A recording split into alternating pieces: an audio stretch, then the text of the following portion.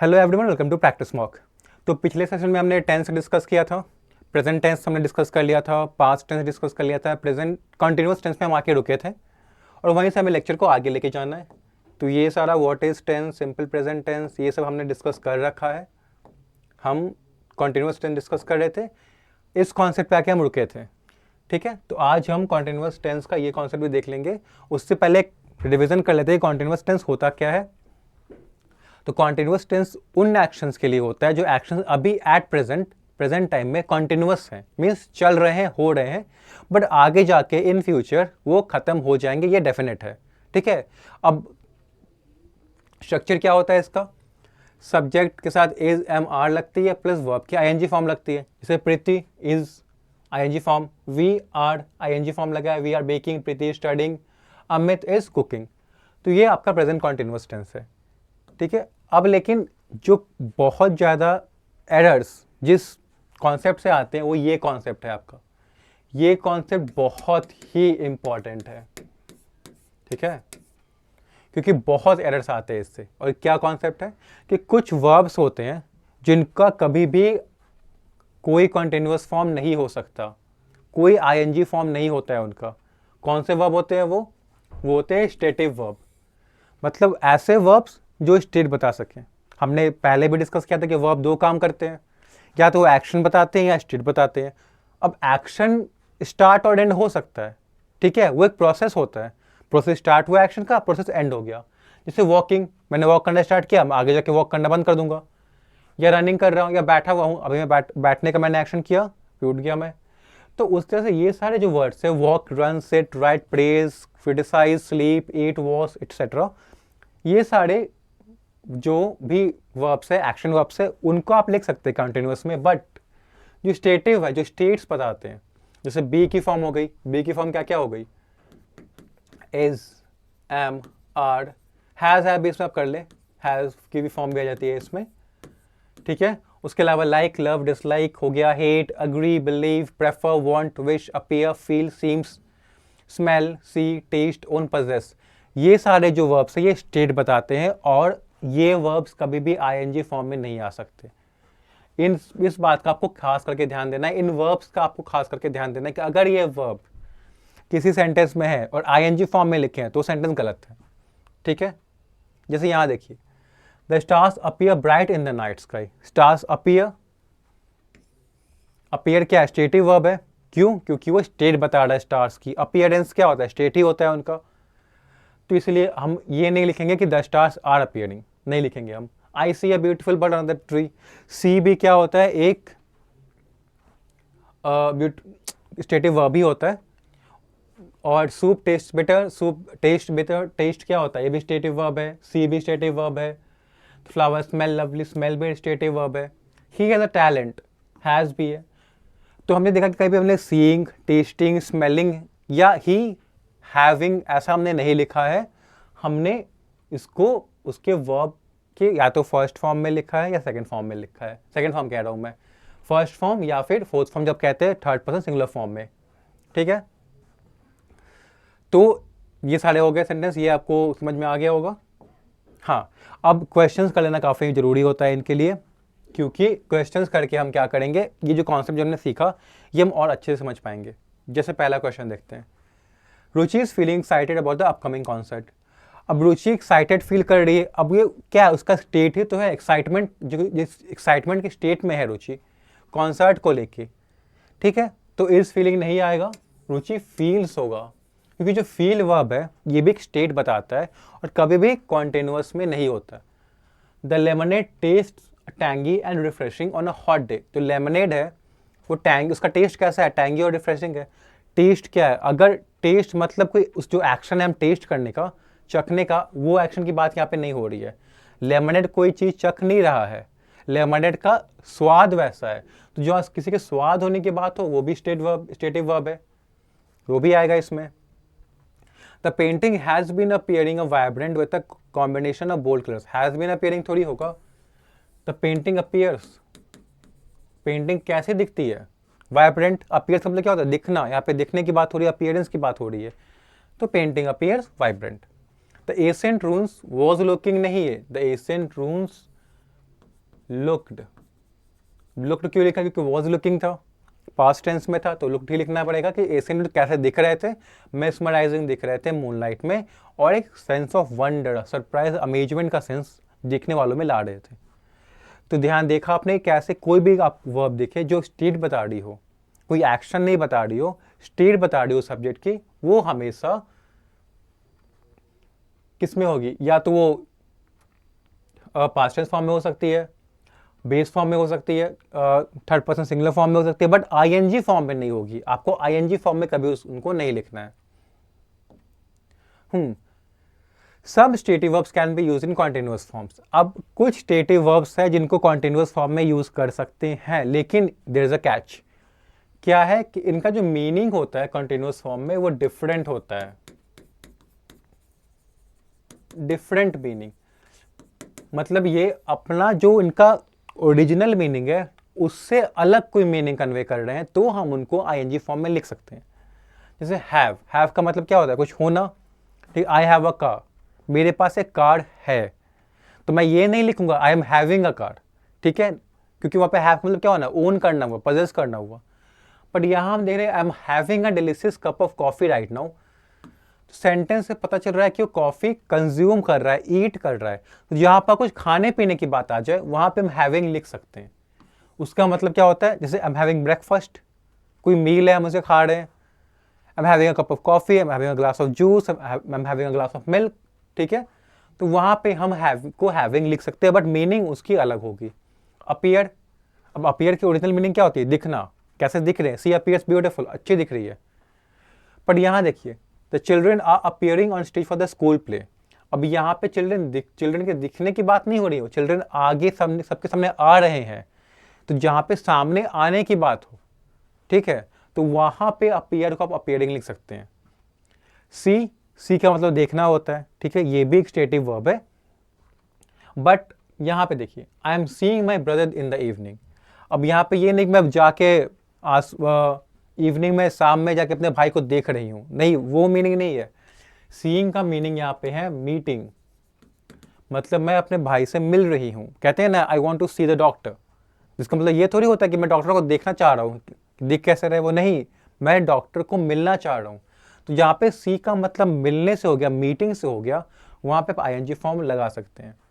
Test, तो हमने पहले भी डिस्कस किया, अगर टेस्ट का मतलब स्वाद है तो स्टेटिव वर्ब, अगर टेस्ट का मतलब चखना है तो my wife is testing the new recipe I just cooked, मतलब जो मेरी वाइफ है वो जो मेरा नया रेसिपी है वो चख रही है। चख रही है एक्शन है, तो फिर टेस्टिंग लिख सकते हैं। वैसे स्मेल भी है, they are smelling the perfume samples at the store. अब स्मेल यहाँ पे क्या है? उनके खुशबू की बात नहीं हो रही है। जैसे मैं कहूँ रोज स्मेल स्वीट, तो रोज की खुशबू कैसी है? अच्छी है। पर यहाँ उनके खुशबू की नहीं, परफ्यूम की को स्मेल कर रहे हैं, वो उसको सूंघ रहे हैं। जब पे सूंघने की बात है वहाँ पे स्मेल को स्मेलिंग लिख सकते हैं। तो ये कुछ एक्सेप्शंस हैं जो आपको सेंटेंस को पढ़ के कॉन्टेक्स्ट से पता चल जाएगा कि यहाँ पे वो जो वर्ब है वो एक्शन वर्ब है या स्टेटिव वर्ब है। अगर एक्शन वर्ब है तो आईएनजी फॉर्म सही है, स्टेटिव वर्ब है तो आईएनजी फॉर्म गलत है, ठीक है। अब पास्ट कंटिन्यूअस टेंस वही हो गया, बस हमें इज एम आर की जगह वॉज वेयर बताता वही चीज़ है कि कोई एक्शन जो पास्ट में उस टाइम पे चल रही थी।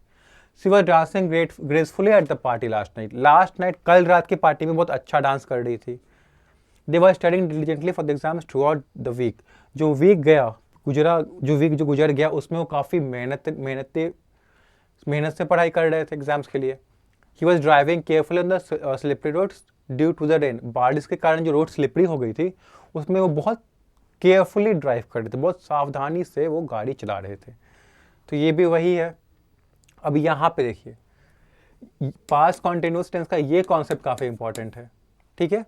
क्या? When a longer action in the past was interrupted, मतलब पास्ट में कोई एक्शन हो रहा था, कॉन्टिन्यूअस था, उसी बीच दूसरा एक्शन हो गया और जो कॉन्टिन्यूअस टेंस वाला एक्शन था वो इंटरप्ट हो गया।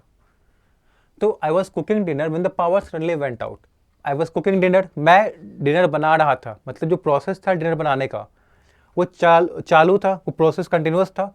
उसी टाइम लाइन कट गई। अब लाइन कट गई तो बीच में ब्रेक आ गया, जो लाइन आएगी वो फिर से चालू हो जाएगा डिनर बनाने का और आगे जाके वो ख़त्म भी हो जाएगा। पर बीच में जो पावर जो गया उससे इंटरप्ट हो गया। उसी तरह से he was studying for the exam and his friend call for help. पढ़ाई कर रहा था वो, पढ़ाई कर रहा था, कंटिन्यूस था प्रोसेस, उसी टाइम उसके फ्रेंड ने कॉल कर दिया, तो जो पढ़ाई कर रहा था वो एक्शन इंटरप्ट हो गया।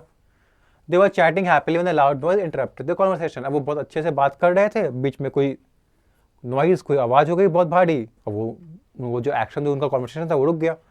तो इसमें जो स्ट्रक्चर क्या होता है, जो लॉन्गर एक्शन है, मतलब जो एक्शन चल रहा था पहले से, वो हम कॉन्टिन्यूस फॉर्म में लिखते हैं, वॉज वर्ड के साथ आईएनजी फॉर्म में। पर जो शॉर्टर एक्शन है, जिस एक्शन ने इंटरप्ट किया बीच में, जो एक्शन बीच में हो गया, उसको हम सिंपल पास्ट टेंस में लिखते हैं। जैसे यहाँ पे देखिए, I was cooking dinner, long action है, आईएनजी पास्ट कंटिन्यूअस टेंस में है। When the power suddenly went out, went का यूज किया है हमने, मतलब पास्ट टेंस का यूज किया है। वैसे यहाँ पे he was studying for the exam, continuous long action था, कॉन्टिन्यूअस एक्शन था। और ये जो when his friend called for help है, ये पास्ट टेंस में, ये शॉर्ट एक्शन है। ये भी दे वर चैटिंग हैप्पीली, ये भी क्या था, कंटिन्यूअस एक्शन था। जो लाउड नॉइज हो गया इंटरप्टेड, शॉर्ट एक्शन। तो आपको क्या ध्यान देना है कि वो व्हेन जो वर्ड है उससे ये दोनों क्लॉज कनेक्ट रहते हैं। जो क्लॉज आपका है आईएनजी वाला, जो लॉन्ग एक्शन बता रहा है वो, और व्हेन, और उसके बाद ये क्लॉज, तो व्हेन के बाद जो क्लॉज स्टार्ट होता है वो हमेशा शॉर्ट एक्शन बताता है। ठीक है, जैसे यहाँ पे देखिए, when the power suddenly went out, when के बाद जो क्लॉज है short action. When his friend call for help, when के बाद है short action. When a loud noise interrupted their conversation, when के बाद है शॉर्ट एक्शन।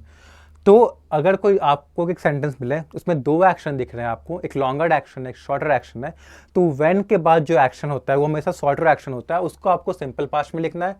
उससे पहले का जो एक्शन है वो लॉन्ग एक्शन है, वो आपका पास्ट कंटिन्यूअस में रहेगा। ठीक है, जैसे यहाँ देखिए, they were playing cricket when the rain had started pouring down। अब हमने क्या पढ़ा कि जो लॉन्ग एक्शन है, they were playing cricket, वो क्रिकेट खेल रहे थे, तो ये लॉन्ग एक्शन हो गया। when के बाद का क्लॉज क्या था, when के बाद का क्लॉज जो होता है वो शॉर्ट एक्शन होता है, वो पास्ट टेंस में होता है। तो when the train had started नहीं, when the rain started pouring down होगा। ठीक है, she read a book when her phone suddenly rang। she read a book when her phone suddenly rang, यहाँ पे भी दो एक्शन हो रहे हैं, उसका बुक पढ़ना और उसके फोन का बजना। तो when के बाद जो क्लॉज है वो तो when her phone suddenly rang, ये शॉर्ट एक्शन है, ये तो सही है। पर ये लॉन्ग एक्शन है, तो यहाँ पे सी वॉज रीडिंग होगा। क्यों? क्योंकि वो बुक पढ़ रही थी और बीच में उसका फोन बजने लग गया, तो पढ़ने वाला जो एक्शन था वो इंटरप्ट हो गया। When the doorbell was ringing, Sudhir was painting a picture, फिर से वही when के बाद जो क्लॉज है was ringing नहीं, when the doorbell rang। अब ये when वाला क्लॉज आगे भी हो सकता है, पीछे भी हो सकता है, इसमें आगे था, इसमें पीछे था, तो उससे कोई दिक्कत नहीं है। आपको बस आइडेंटिफाई करना है when के बाद वाला क्लॉज, ये तब जब दो एक्शन दिए हुए हों आपको पास्ट के, तभी ये कॉन्सेप्ट आपको अप्लाई करना है। He was fixing the computer when the screen goes blank, screen goes blank नहीं, screen went blank। Computer fix कर रहा था, स्क्रीन बंद हो गई, तो he was fixing the computer, long action है, सही है। व्हेन के बाद शॉर्ट एक्शन, तो हम लिखेंगे पास्ट टेंस में। अब पैरेलल एक्शन का एक और कॉन्सेप्ट है, ये भी काफी इंपॉर्टेंट कॉन्सेप्ट है। इसमें क्या होता है कि पास्ट के दो एक्शन साथ में ही चल रहे होते हैं। मीन्स ये एक्शन स्टार्ट हुआ पास्ट में, एक और एक्शन उसके साथ ही स्टार्ट हुआ और चलते जा रहा है, उसके साथ ही जा रहा है। ठीक है, जैसे while I was cooking dinner, my friend was setting the table। जब मैं डिनर कुक कर रहा था, तो उसी टाइम मेरा फ्रेंड टेबल को सजा रहा था। ठीक है, तो दो एक्शन, एक तो कुक करना, एक टेबल को सजाना, दोनों साथ में स्टार्ट हुआ, दोनों साथ में ही चल भी रहे थे। ठीक है, the kids way playing in the park while the adults were chatting। बच्चे पार्क में खेल रहे थे और उसी टाइम जो अडल्ट थे वो पार्क पे बात कर रहे थे, दोनों एक्शन साथ में चल रहा था।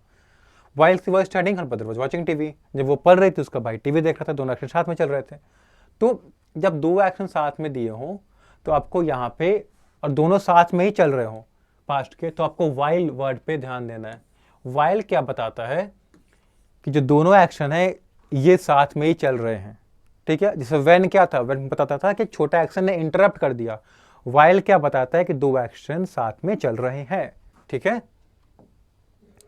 जैसे यहाँ देखिए, while the team practiced on the field, the coach was observing। while लगा हुआ है, यहाँ पे was observing है, तो यहाँ पे was practicing होगा।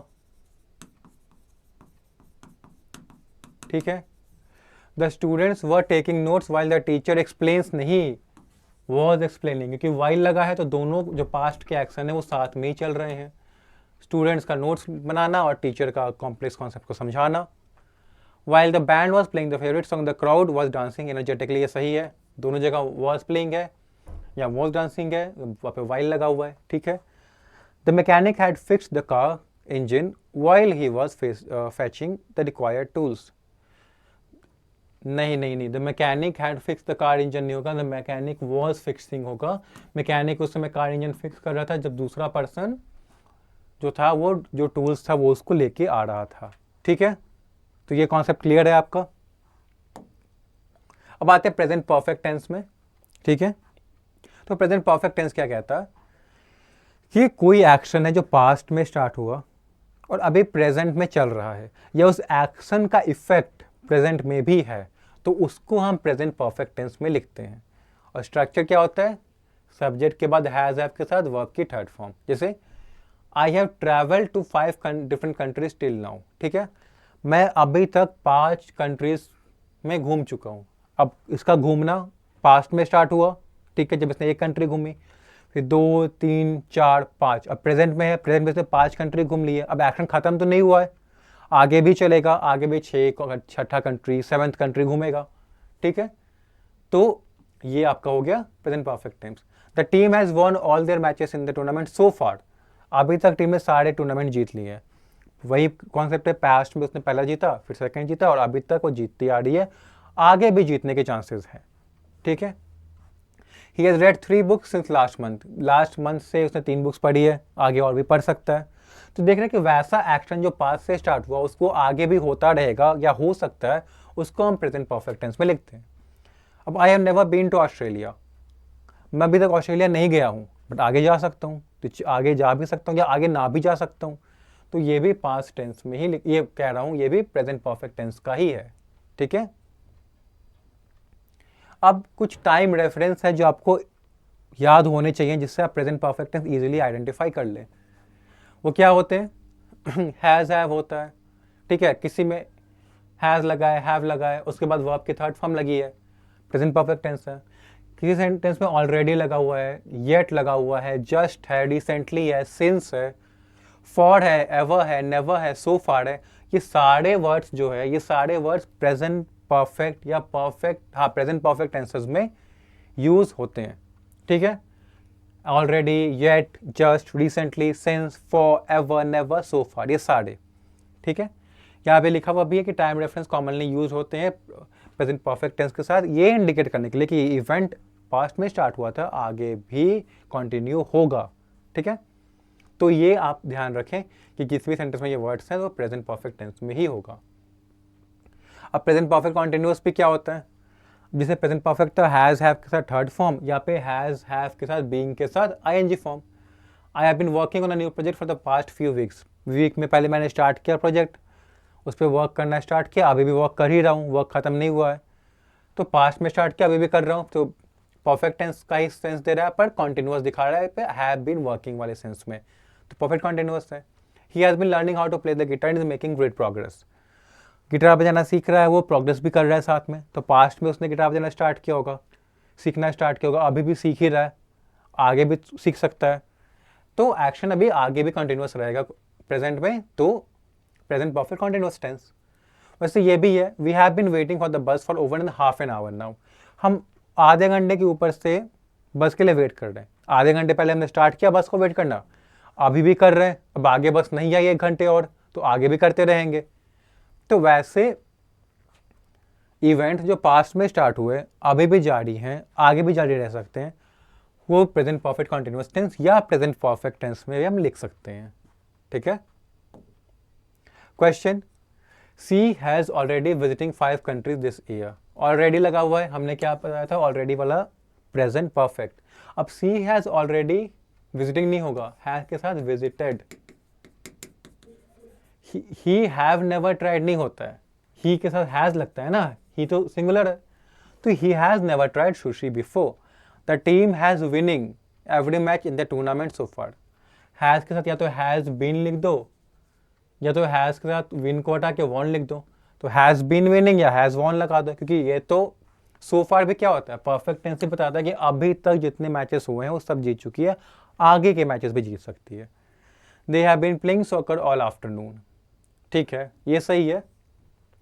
All afternoon, they have been playing soccer all afternoon सही है, क्योंकि पूरे दोपहर से वो खेल ही रहे हैं सॉकर, आगे भी खेलते रहेंगे, हो सकता है शाम में भी खेले। आई have already seen that movie twice, I have already seen that movie twice, ठीक है, इसमें भी नो एरर है। नहीं, दे हैव बीन प्लेइंग नहीं होगा, एक मिनट, ये नो एरर नहीं है। दे हैव प्लेड, नहीं, they have been playing soccer all afternoon, they have played soccer all afternoon, सही है, दोनों ही सही है क्या, हाँ मेरा भी ध्यान है, दोनों ही सही है। आप क्या हैव बीन प्लेइंग भी लिख सकते हैं, हैव प्लेड लिख सकते हैं, ठीक है।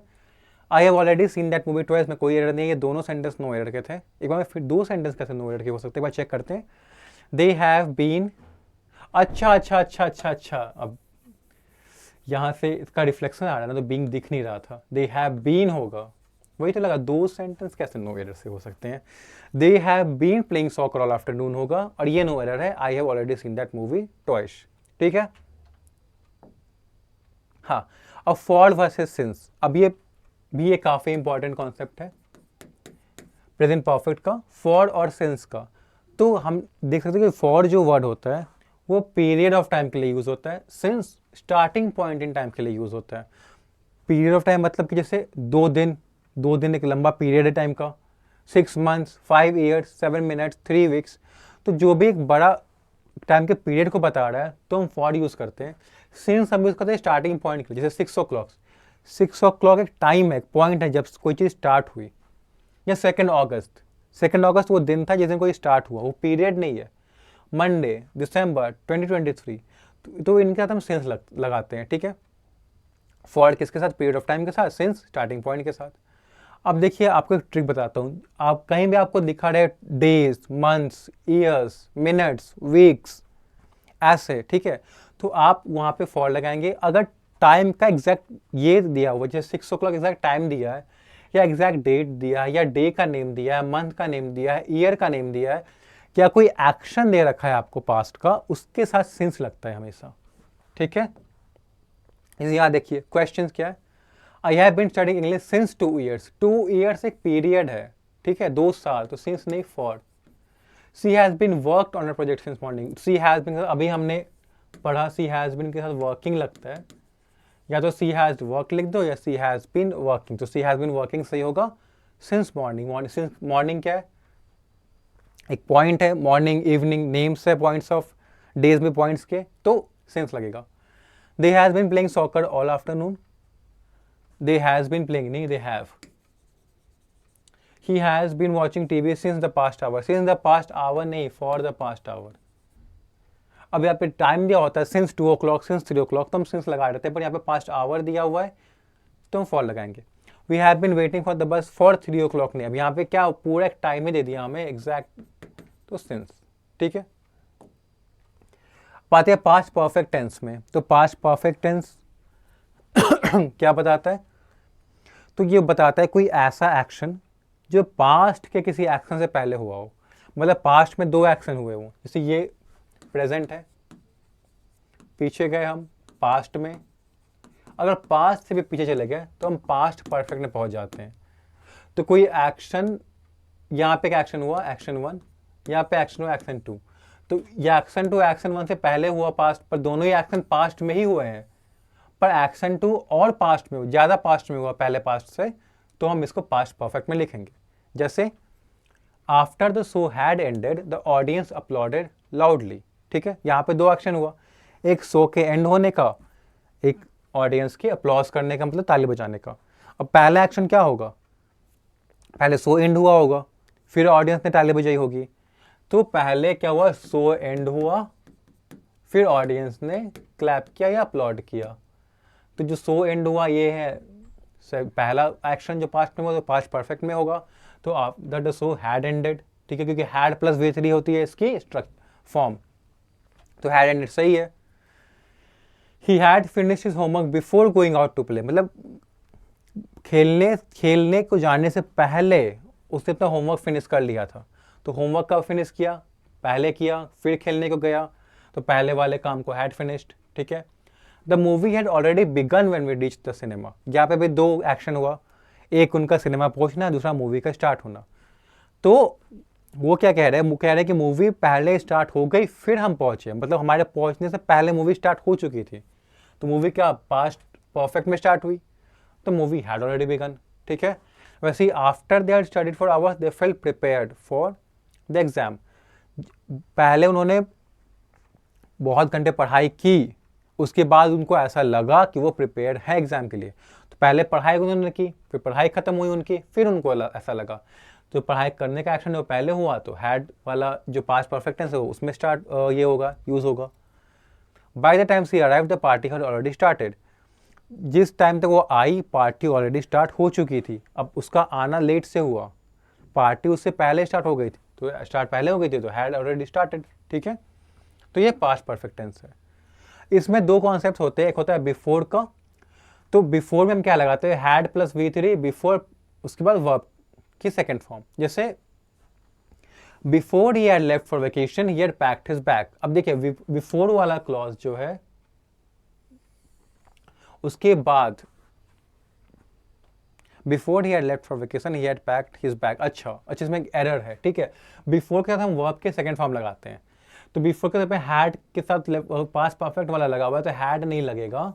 बिफोर वाला जो क्लॉज होता है, बिफोर वाले क्लॉज में सेकंड फॉर्म लगाते हैं, पास्ट टेंस यूज करते हैं। तो before he left for vacation, ये क्लॉज हो गया बिफोर क्लॉज, जो कि सिंपल पास्ट में होगा। और ये he had packed his bag, ये होगा पास्ट परफेक्ट में। ठीक है। बिफोर वाला एक्शन पहले हुआ है, उसके बाद जो एक्शन है वो बाद में हुआ। तो हमेशा याद रखिए बिफोर के साथ जो एक्शन हो रहा है वो सेकंड वर्ब के सेकंड फॉर्म लगेगी, उसमें सिंपल पास्ट में होगा। उसके बाद जो दूसरा क्लॉज उसमें हैड प्लस V3 लगेगा। आफ्टर में क्या है? आफ्टर वाले क्लॉज के साथ हम हैड प्लस V3 लगाते हैं। मतलब आफ्टर मतलब क्या कि after they had eaten dinner, उनके डिनर करने के बाद ये चीज हुई है। दे वॉच्ड अ मूवी, पहले उन्होंने डिनर किया फिर मूवी देखी। तो आफ्टर जब लगाओ तो आफ्टर के साथ जो क्लॉज होता है उसमें पास्ट परफेक्ट यूज होते हैं, और बाकी दूसरा क्लॉज में पास्ट सिंपल पास्ट टेंस। तो बिफोर वाले क्लॉज में सिंपल पास्ट, आफ्टर वाले क्लॉज में पास्ट परफेक्ट। ये आपको ध्यान रखना है। नहीं तो आप ऐसे भी कर सकते हैं, आप कॉन्टेक्स्ट पढ़ ले और कॉन्टेक्स्ट से समझ लें कि पहले एक्शन क्या हुआ होगा। आप दोनों से कर सकते हैं। ठीक है। तो चलिए क्वेश्चन कर लेते हैं। She had already finished her homework before her friend had come over. Before के साथ क्या लगता है? हमने अभी पढ़ा, बिफोर के साथ वर्ब की सेकंड फॉर्म लगती है, यानी कि सिंपल पास्ट टेंस लगता है। तो बिफोर के हर फ्रेंड्स हैड कम नहीं होगा, फ्रेंड्स केम होगा। अब एक तो ये तरीका हो गया। अब आप सेंटेंस पढ़ लीजिए। She had already finished her homework before her friends came over, मतलब उसने पहले होमवर्क कर लिया था, उसके बाद उसके फ्रेंड्स आए। तो उससे भी आप सॉल्व कर सकते हैं। The team won 5 consecutive matches before their star player got injured. The team won. अब देखिए बिफोर वाले के साथ तो सही लगा हुआ है got, बट टीम यहाँ पे won नहीं होगा, had won होगा। क्योंकि बिफोर में क्या होता है? बिफोर वाले क्लॉज के साथ तो लगता है वर्ब के second form simple past, but दूसरे क्लॉज में हैड प्लस V3 लगता है, इसीलिए हमने यहाँ पे हैड, हाँ हमने हैड वन लगाया। I forgot my keys at home so I could not enter the apartment. अब यहाँ पे बिफोर आफ्टर नहीं है, सो हम कॉन्टेक्स्ट से सॉल्व करेंगे। I forgot my keys at home so I could not enter the apartment. दो एक्शन हो रहे हैं, एक उसका चाबी भूलना, दूसरा क्यों अपार्टमेंट में नहीं घुस पा रही है। अब चाबी पहले भूली होगी तभी तो अपार्टमेंट में नहीं घुस पा रही है, तो I had forgotten जो पहले एक्शन हुआ उसके लिए past perfect. By the time the movie started, I had already ate all the popcorn. By the time the movie started, ठीक है, I had already ate all the popcorn. No error है, क्यों? क्योंकि जब तक मूवी स्टार्ट होती उसने सारा का सारा पॉपकॉर्न खा लिया था। तो ये एक्शन जो था, ये ईटिंग पॉपकॉर्न वाला, वो पहले हुआ होगा, उसके बाद मूवी स्टार्ट हुई, तो यहाँ पे no error. After she won the competition she celebrated with her teammates. अब हमने देखा था आफ्टर के साथ क्या लगता है, हैड प्लस V3। क्या पे हैड प्लस V3 है? नहीं है, तो ठीक है करो भाई, आफ्टर सी हैड वॉन। उसके बाद सेकंड में क्या लगता है, वर्ब की सेकंड फॉर्म लगती है, वो आपकी सेकेंड फॉर्म है सी सेलिब्रेटेड, ठीक है। अब अगर कॉन्सेप्ट के कॉन्टेक्स्ट से करें तो after she had won the competition she celebrated with her teammates of competition, उसने पहले जीता होगा फिर उसको सेलिब्रेट किया होगा, तो जो पहले हुआ उसके लिए हैड वॉन, ठीक है। तो चलिए यहाँ पे जो आपके मेन कॉन्सेप्ट थे टेंस के, जो एग्जाम में जिससे क्वेश्चन आते हैं वो हमने क्लियर किए। अब इस पे बेस आपको क्वेश्चंस लगाने जिससे कॉन्सेप्ट आपको हमेशा याद रहे, ठीक है। नेक्स्ट सेशन में हम एक और अच्छा कॉन्सेप्ट लेके आएंगे, एक और अच्छे टॉपिक डिस्कस करेंगे। तो तब तक के लिए goodbye and take care.